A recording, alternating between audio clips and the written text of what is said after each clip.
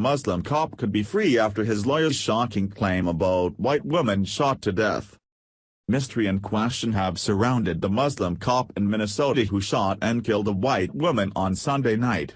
Officer Mohammed Nur has remained silent since then and out of the public eye, likely at the instruction of his lawyer, Tom Plunkett, who has his work cut out for him in preparing Nur's defense. It's now been 6 days since Justine Damond was killed outside her home, and her family and fiancé have been painstaking waiting for answers ever since. Rather than condolences and an apology, they just received the most insulting news they could when Plunkett came forward with the sickening claim about Justine that could eventually send his client free. The mainstream media seems to be more focused on protecting the cop who killed an innocent woman in her pajamas than they are about seeking justice for Justine. While Nur's lawyer was hired to defend him, he seems to have crossed the line even for his profession with the sickening suggestion about the victim to make his client look innocent in hopes of exonerating him. Now, he's asking for an independent autopsy to investigating the insulting assertion about Justine. For how pro-women the left claims to be, they sure seem to be doing a lot of victim blaming in this case, since they have more interest in protecting the one who pulled the trigger, considering the fact that he's Somali Muslim. Suggesting that Justine may not have been in her right mind at the time she heard a sexual assault in progress in the alleyway behind her house when she called the cops to report it. Plunkett wants the medical examiner to check her system for substances. The Daily Mail reports what Plunkett seems to think Justine was under the influence of.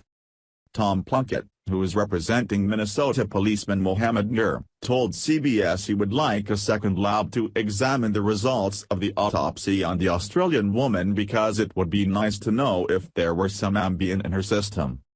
Ambien is a sedative often prescribed to people who have difficulty sleeping. Mr. Plunkett also revealed that Nur has no plans to talk with investigators who are evaluating the incident. It comes after Minnesota Police Chief Janie Hartley claimed Nur and his partner Matthew Harity should have activated their body cameras before answering Ms. Damond's 911 call.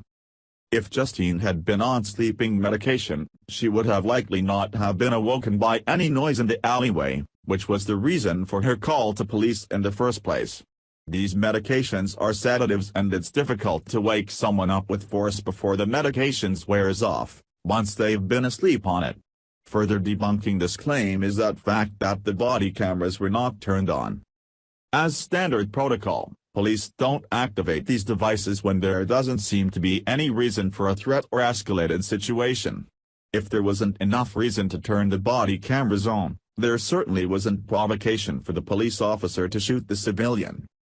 The Daily Mail continued in the report with one of the few people unafraid to side with Justine and her family, as opposed to the officer who shot her.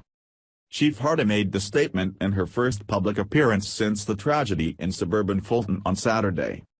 The fatal shooting of Ms. Damond, 40, who had called 911 to report a sexual assault occurring in the alley behind her home, should not have happened, Chief Hardy told the press conference on Thursday. I believe the actions in question go against who we are as a department, how we train, and the expectations we have for our officers. These were the actions and judgment of one individual, she said, referring to policeman Mohammed Nur, who shot Ms. Damond in her stomach. It's up to Nur's lawyer to try to prove that his client is innocent by placing blame on anything and everyone else other than him. Regardless of whether this was an accident or not, Nur has to take personal responsibility for not following proper protocol of engaging a civilian with deadly force. He didn't wait to determine the threat, he unholstered his gun and reached across his partner, and shot an unarmed woman who didn't pose an obvious danger. Thanks for watching. Please subscribe Breaking News 365 channel. Goodbye and see you again.